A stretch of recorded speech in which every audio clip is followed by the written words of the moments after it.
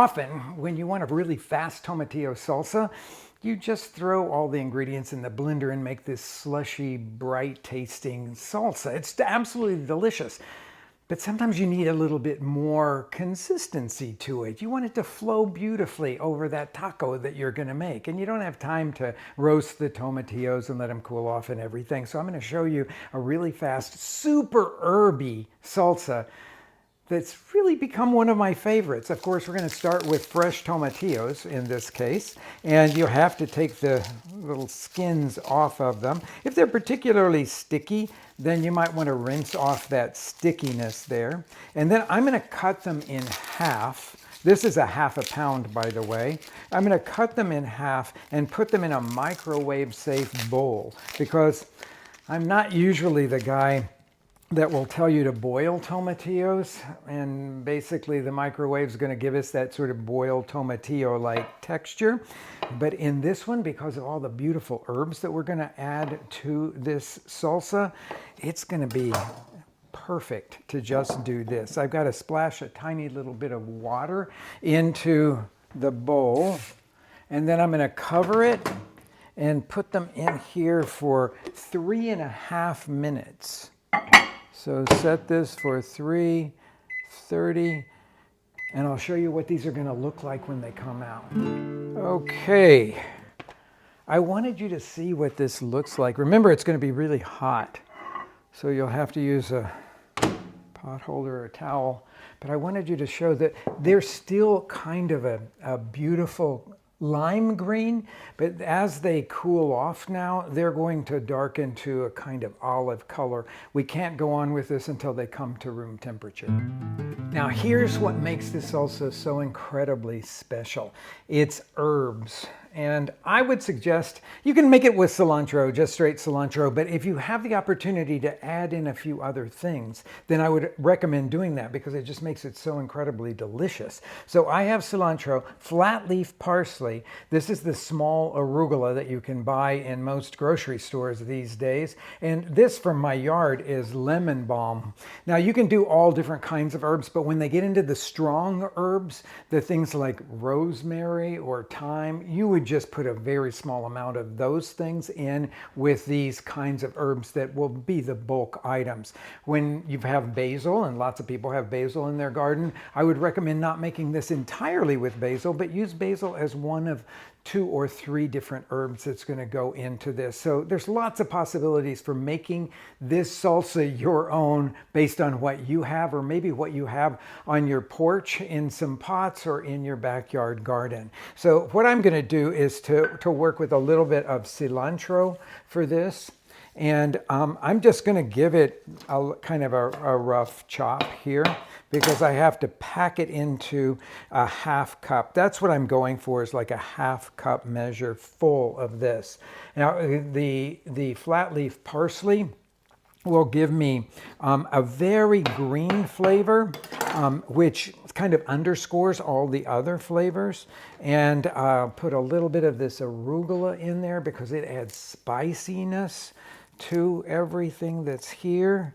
And then I've got a little bit of this lemon balm here, which is just so delicious. It's really lemony and lovely. So we'll put that there. I'm not quite to my ½ cup, so I'm going to finish it off with another little round of cilantro.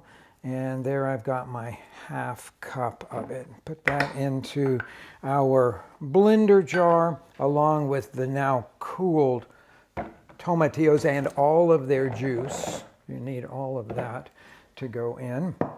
And then your chili, depending on how spicy you want to make it. I'm going to make this one kind of spicy because I think with those herbs it's going to be really nice. So I'm going to add a couple of serranos, but one serrano will definitely make it spicy.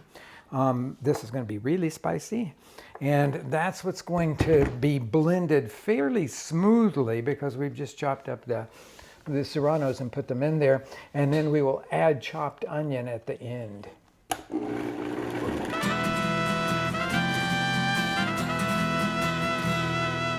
See how beautifully green that is? I'll pour that into a salsa dish. Now here's where you're going to want to determine whether you need to have any water added to it. It's a little bit on the thickish side, so I've got some water here that I could just stir in, but not very much. We just want to make it into what I would call an easily spoonable salsa, so that looks about right. I've got some onion here that I am going to chop up. We don't need very much for this salsa, but I like the crunch that it adds to the salsa, but I'm going to chop it quite finely here. And then I'm going to do my traditional rinsing of the onion, because for me, this is such a fresh tasting salsa that I don't want to have any of that strong onion flavor come in its way. So to keep it very fresh, I'm going to go to the sink and rinse it with cold water. That'll get all of the sulfurous mixture that we created by cutting through the onion. Shake that all off. I may have a little bit more than what this needs here, but we'll just put some in here like that. And now we got to season it with salt. I think it can take the rest of that. Looks good. And stir that up nicely. And then, as always, I'm going to taste it before I season it. Yep. I really put 2 serranos in that cup of salsa. So, okay. Now I'm going to add, if I can talk, I wanted it to be spicy, and I got a spicy salsa. I'm going to put some salt in the top of it here and then stir that in. And then I'm going to give it another taste, just to make sure that all of the flavors come out perfectly balanced. That's what it is.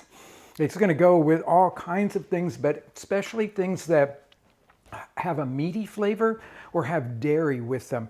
That sort of fresh, bright, and spicy salsa will be the perfect balance for those kinds of dishes.